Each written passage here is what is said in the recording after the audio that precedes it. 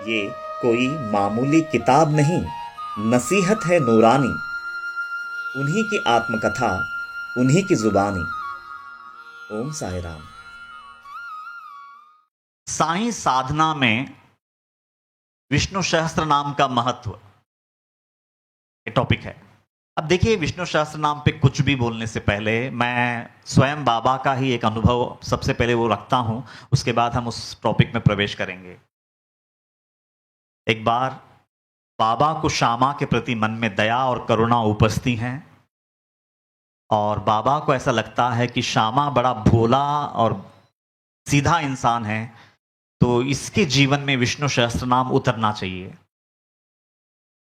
तो एक रामदास ही विष्णु सहस्त्र नाम पढ़ रहे होते हैं, चालाकी से वो विष्णु सहस्त्र नाम लेते हैं और श्यामा के हाथ में दे देते हैं और बोलते हैं, डेली एक एक अक्षर ही सही, लेकिन शुद्ध लेखन के साथ इसको पढ़ना शुरू कर दे। और बाबा श्यामा को अपना एक निजी अनुभव बताते हैं कि एक बार मेरा धड़कन तेज हो गया, हृदय धड़कने लगा, ऐसा लगा अभी कुछ ही क्षणों में प्राण पखेरु उड़ जाएंगे। तो मैंने उस समय ये विष्णु सहस्त्र नाम पोथी को अपने हृदय पर रखा और उससे जैसे मानो अल्लाह ही मतलब हृदय में उतर गया। अब देखो, हाँ, बाबा का लिखने का तरीका देखिए, विष्णु सहस्त्र नाम की बात हो रही है, वाटे अल्लाह स्फूटी उतर ले, ऐसा बोलते हैं। क्या तरीका है। तो बार बार ये बताने का प्रयास किया कि अल्लाह और विष्णु एक ही है, अलग अलग नाम से हम उनको पुकारते हैं, मन में कोई दुविधा ना आए। और बताते हैं कि वो नामस्मरण जैसे ही मैंने शुरू किया, मेरे जो प्राण पखेरु उड़ने वाले थे वो बच गया, जैसे मानो मुझे जिंदगी मिल गई है ये विष्णु सहस्त्र नाम की वजह से। और नाम का महत्व हमारे हृदयों तक पहुंचाने के लिए बाबा ने इतनी बड़ी बात बोली कि मेरी जिंदगी बच गई ये नाम लेने की वजह से, वरना उस दिन मेरी मौत निश्चित थी। ये सीधा सीधा इसका अर्थ है।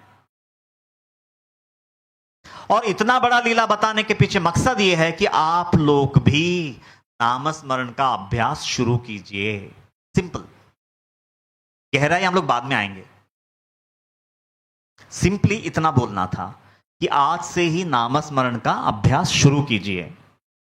अच्छा, विष्णु सहस्त्र नाम भगवत गीता में 10वां अध्याय विभूति योग। विभूति योग में भगवान कृष्ण अपनी असंख्य विभूतियां बोलते हैं, जैसे कि दानवों में मैं प्रहलाद हूं, पहाड़ों में मैं मेरू हूं, महीनों में मैं मार्गशीर्ष हूं, जानवरों में मैं सिंह हूं। मतलब ऐसे विभूतियां बताते हैं। ये संसार में जो भी ऐसा तुम्हें ऊंचा दिख रहा है, महानतम दिख रहा है, वो सब मेरे ही दम पे हैं, ये बोल रहे हैं। तो वैसा ही बाबा श्यामा को बोल रहे हैं, ये श्यामा, तू ये विष्णु सहस्त्र नाम को सबसे पहले तो पढ़ना शुरू कर दे। तेरा जबान पहले तो साफ नहीं है, एक एक शब्द को शुद्ध लेखन के साथ अपना उच्चारण सही रखते हुए पहला तो अभ्यास शुरू कर दे। और एक एक नाम लेना बोले, डेली एक एक नाम लेना। पहले तो उसको उच्चारण अच्छा आए तेरा, वो अभ्यास कर ले। और उसके बाद हर एक नाम में जो अर्थ छुपा हुआ है, जो विभूति छुपी हुई है, उसको समझना।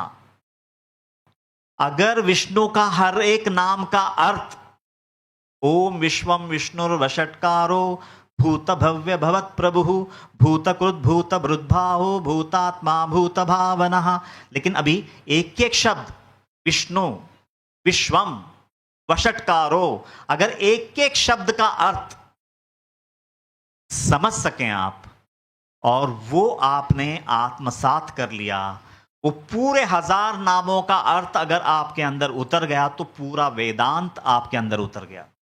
क्योंकि ये तरीका है व्यास का, पूरे विष्णु सहस्त्र नाम में पूरा वेदांत के रहस्य भर दिए उन्होंने। तो बाबा भी इनडायरेक्टली श्यामा को बोल रहे हैं, डेली एक नाम लेना, लेकिन उसका अर्थ भी समझ लेना। श्यामा, केवल रटना मत। रटना बड़ा आसान है, हाँ, लेकिन शुरू में शुद्ध लेखन के तौर पे उसका प्रोनाउंसिएशन जो है वो अच्छा आना चाहिए, क्लियर आना चाहिए, तो भले उसका अभ्यास कर लेना, लेकिन उसके बाद ओजे ओजे नाम गई, ऐसा बोला है, मतलब एक एक नाम को आराम से समझ के लेना, हृदयंगम करना। साईं बोल रहे हो लेकिन साईं का अर्थ ही ना जानो, साईं शब्द में क्या छुपा हुआ है, पूरा जीवन का सार जो साईं सच्चरित्र का पूरा गहराई अगर वो साईं नाम में उंडेल ना सको तो नाम में प्रेम कहां से लाओगे? फिर तो यंत्रवत हो जाएगा, साईं साईं साईं साईं साईं पोपट की तरह लेते रहोगे, शायद खास काम नहीं होगा। तो बाबा बोल रहे हैं कि पहले तो अच्छे से उच्चारण करना और बाद में एक एक नाम का अर्थ को समझ के नाम लेना, और डेली भले एक नाम लेना, ऐसा बोल रहे हैं। तो बाबा भोंदूगिरी नहीं करते हैं कभी भी, ओरिजिनल चीज देना चाहते हैं। क्या जरूरत थी बाबा को ये बोलने की कि डेली एक नाम लेना? क्या मतलब है इसका? क्या खाली मतलब पढ़ने के लिए बोल रहे हैं बाबा? नहीं, उसका अर्थ को समझने के लिए बोल रहे हैं। भले डेली एक नाम का भी अर्थ समझ के तो पड़ेगा ना, इनफ है। 1000 दिन में 1000 नाम हो जाएंगे ना, उसके बाद फिर वापस कंटिन्यू करना। अध्याय 27, ओवी क्रमांक 78।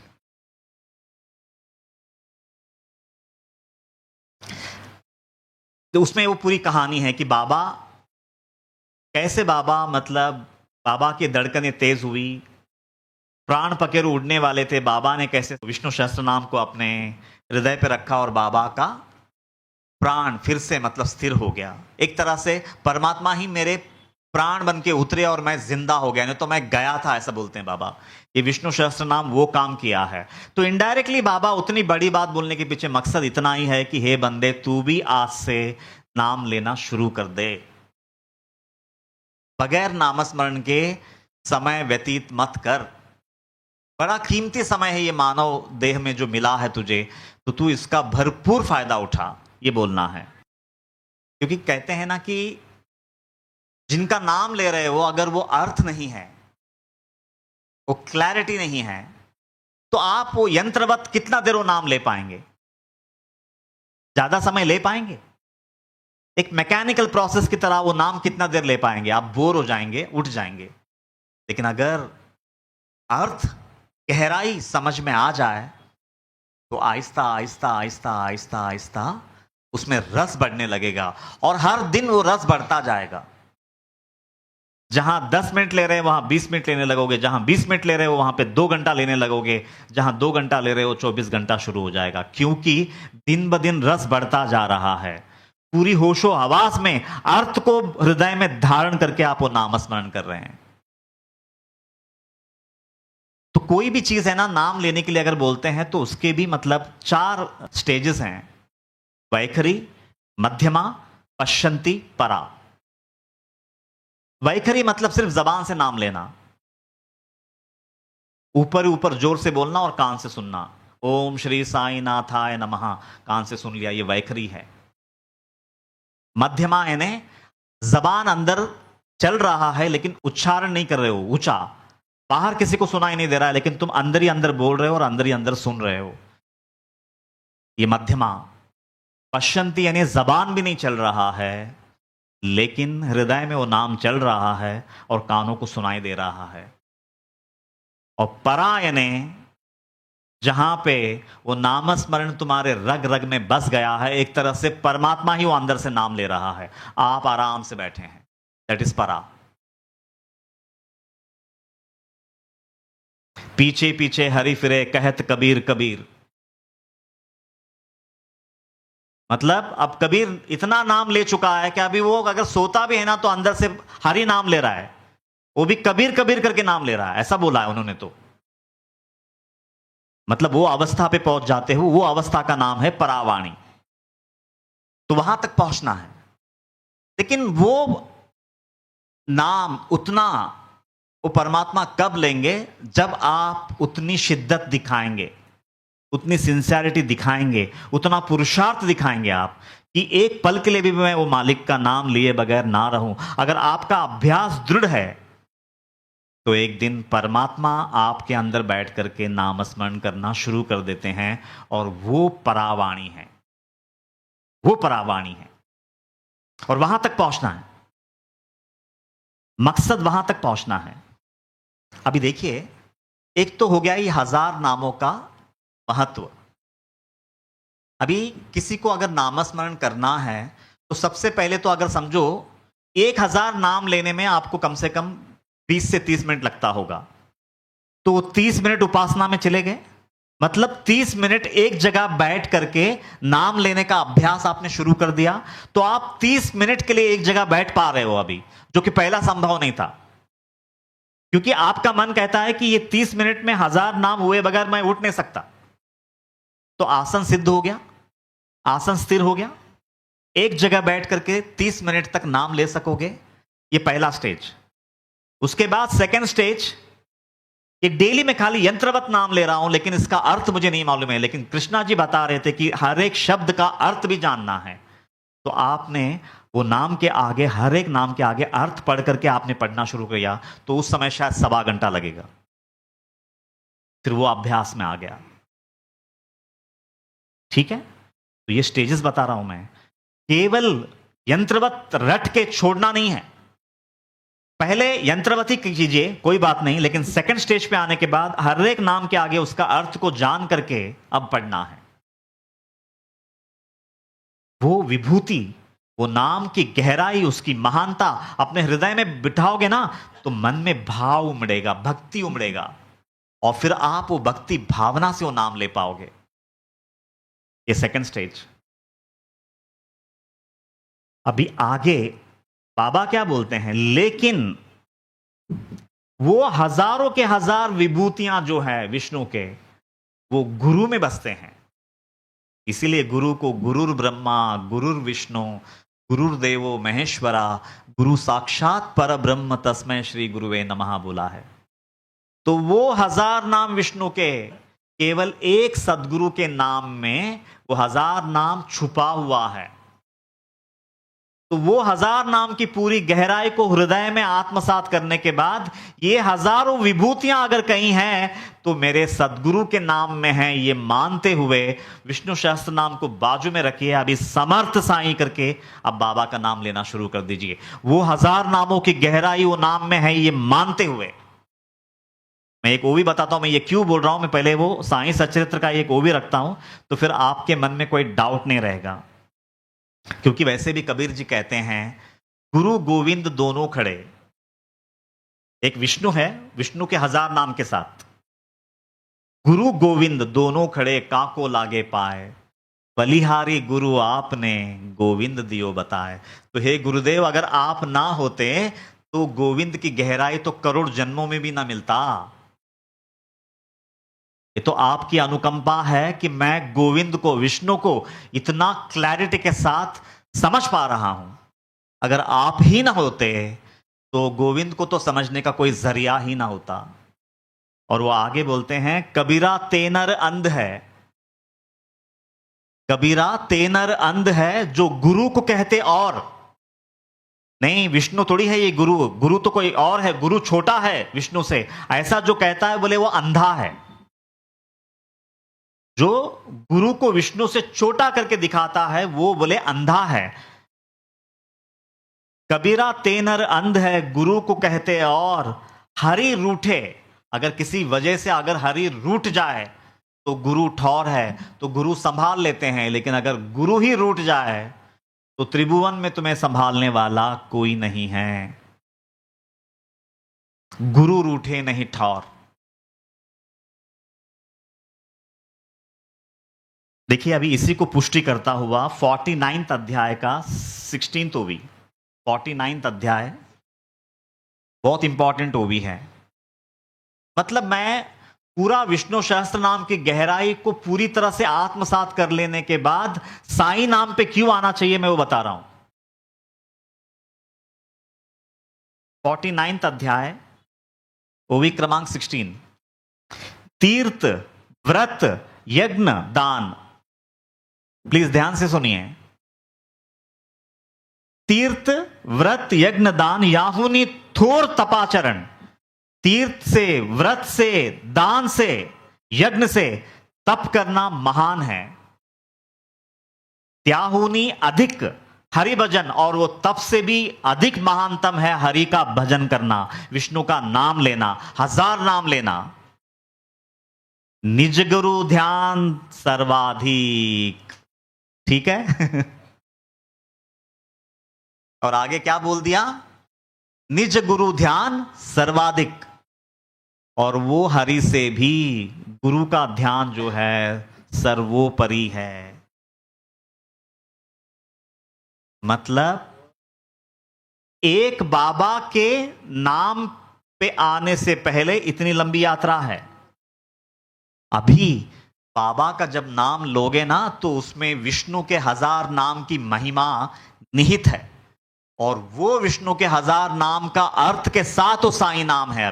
अभी वो नाम में वो उतना सब छुपा हुआ है, ये मानते हुए वो नाम को अगर आप लेंगे तो कितने भाव भक्ति से लेंगे, कितनी श्रद्धा से लेंगे, कितनी गहराई से लेंगे। 1000 नामों से यात्रा शुरू होती है, एक साईं नाम पे खत्म हो जाती है। तो अभी अगर कोई विष्णु का 1000 नाम ले रहा है तो नर्सरी का स्टूडेंट है, और यदि वो उन नामों की गहराई को पूरा अपने हृदय में समेट कर बाबा के नाम में उंडेल कर अगर वो एक नाम में बैठा है और पूरी तरह से मतलब बाबा के नाम में खो चुका है, तो विष्णु के 1000 नाम वो एक नाम में है ही। तो मतलब बहुत ही स्थूल प्रक्रिया से नामस्मरण शुरू होती है, और बाबा के एक नाम में अगर आपकी समाधि लग गई तो वहां तक पहुंचनी है। और ये मैं अपने तरफ से कुछ नहीं बोल रहा हूं, जो साईं सच्चरित्र है उसकी गहराई आपके सामने रख रहा हूं। अभी देखिए कुछ और ओवियां हैं, मतलब अभी ये बात को पुष्टि करता हुआ 27वें अध्याय का ही पहला ओवी और सेकंड ओवी। दृढ़ धरिल्या श्री सद्गुरु चरण घड़े ब्रह्मादि त्रैमूर्ति नमन। अगर सद्गुरु का एक चरण में आप अपने आप को न्यौछावर कर देते हैं, अगर उनका शरण जाते हैं, उनके चरणों को पकड़ लेते हैं, खाली एक गुरु का चरण को पकड़ लेते हैं, तो ब्रह्मादि त्रैमूर्ति नमन, और वो ऑटोमेटिकली ब्रह्मा विष्णु महेश का वो ही आपने नमन कर लिया। ठीक है। साक्षात परब्रह्माभिवंदन, क्योंकि गुरु जो है साक्षात परब्रह्म है, उनका अभिवंदन हो रहा है। स्वानंद घन सुप्रकट, और फिर वो आनंद का आप अधिकारी बन जाते हैं, क्योंकि आप साक्षात परब्रह्म के चरणों में आप लिपटे हुए हैं। और आगे बोलते हैं मारिता एका सागरी बुड़ी, और अगर एक सागर में डुबकी लगाते हो, सागर में जाके अगर डुबकी लगाते हो, साधती सकल तीर्थ परवड़ी, तो संसार के जितने भी तीर्थ है, जितनी भी नदियां हैं, क्योंकि वो सबका जो अंतिम जो स्थान है वो सागर है, वो सारी नदियां प्रवाहित होकर के सागर में ही मिल जाती हैं। तो सारी नदियों का जल ऑलरेडी सागर में है, तो एक सागर को नमन करने का मतलब है कि सारी नदियों को आपने नमन कर डाला।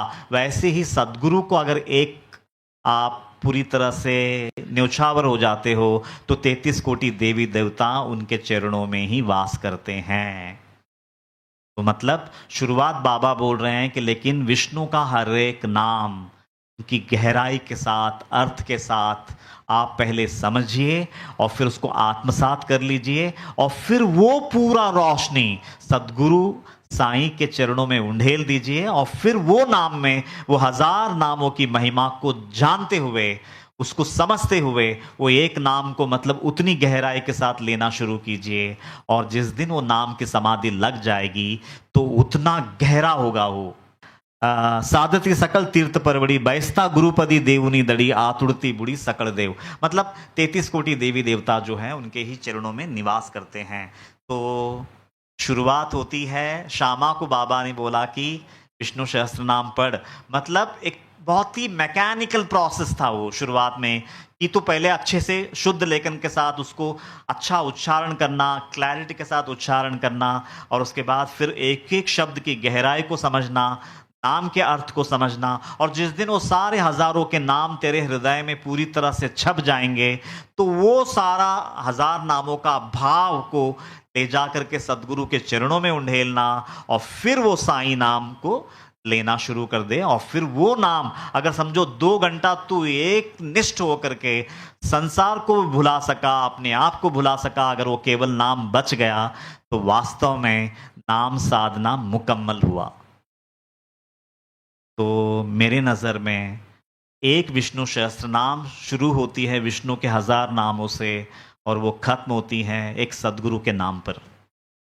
मैं जानता हूँ मैं बहुत अलग टॉपिक रखा है, तो लेकिन ये श्रद्धा गुरु के प्रति जिसकी है, सबसे पहले तो वो जो मैंने ओवी बोला ना, वो ओवी अगर आपको अच्छे से समझ में आ रहा है तो कोई सवाल उठना नहीं चाहिए। जो ओवी था 49 अध्याय का 16 ओवी, तीर्थ व्रत यज्ञ दान, इनसे भी ऊपर तपाचरण, और उससे भी ऊपर हरि भजन है, और उससे भी ऊपर सदगुरु का ध्यान सर्वाधिक है, ऐसा क्लियरली बोला है। इसके बावजूद अगर आपको सवाल उठते हैं तो आपके सवालों के साथ मैं आपको छोड़ देता हूं।